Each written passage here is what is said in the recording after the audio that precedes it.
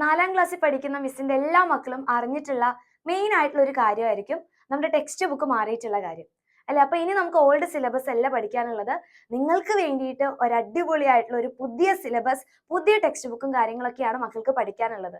പക്ഷെ അതിന്റെ ഡീറ്റെയിൽസും കാര്യങ്ങളൊന്നും നമുക്ക് ഇതുവരെ കിട്ടിയിട്ടില്ല.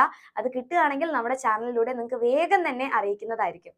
സോ എന്റെ കുഞ്ഞുങ്ങൾ ആരും ഇത് ആലോചിച്ച് ടെൻഷൻ അടിക്കേണ്ട ഒരു ആവശ്യമില്ല. ഏത് സിലബസ് മാറിക്കഴിഞ്ഞാലും, എത്ര ടഫായിട്ടുള്ള ടോപ്പിക്സ് ആയി കഴിഞ്ഞാലും നമ്മൾ എല്ലാവരും അടിപൊളിയായിട്ട് ഉഷാറായിട്ട് തന്നെ പഠിച്ച് നല്ല മാർക്ക് സ്കോർ ചെയ്യും. അപ്പൊ 3ാം ക്ലാസ്സിൽ എന്റെ മക്കൾ പഠിച്ചിട്ടുള്ള സെയിം സബ്ജക്ട് തന്നെയാണ് നമുക്ക് 4ാം ക്ലാസ്സിലും പഠിക്കാനുള്ളത്.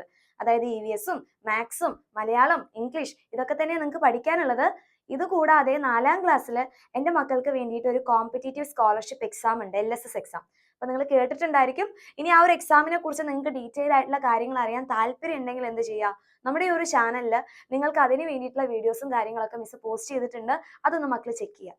ഓക്കെ, സോ ഇനി പുതിയ സിലബസ് ആയി കഴിഞ്ഞാലും പുതിയ ടെക്സ്റ്റ് ബുക്ക് ആയാലും ഒരു പേടിയും പേടിക്കേണ്ട മക്കളെ, നമ്മൾ അടിപൊളിയായിട്ട് തന്നെ പഠിക്കും. സോ ഇപ്പൊ വെക്കേഷൻ ഒക്കെ എന്ത് ചെയ്യുക, അടിച്ച് പൊളിച്ച് മക്കൾ എല്ലാവരും എൻജോയ് ചെയ്യുക. അപ്പൊ നമുക്ക് സ്കൂളൊക്കെ തുറന്ന് ഓരോ ചാപ്റ്റേഴ്സും അടിപൊളിയായിട്ട് പഠിക്കാം. സോ എല്ലാവർക്കും ഓൾ ദ വെരി ബെസ്റ്റ്.